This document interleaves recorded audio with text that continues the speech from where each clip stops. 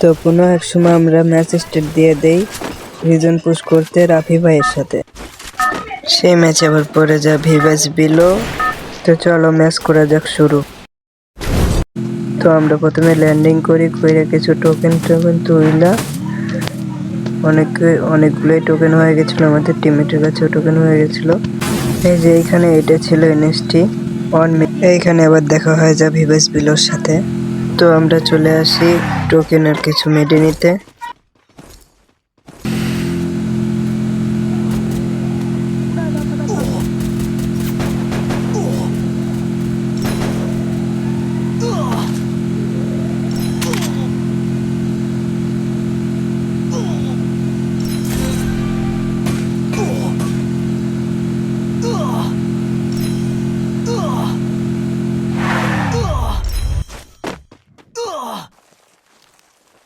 বাঁচতে বাবা, তোমার বাঁচতে বা।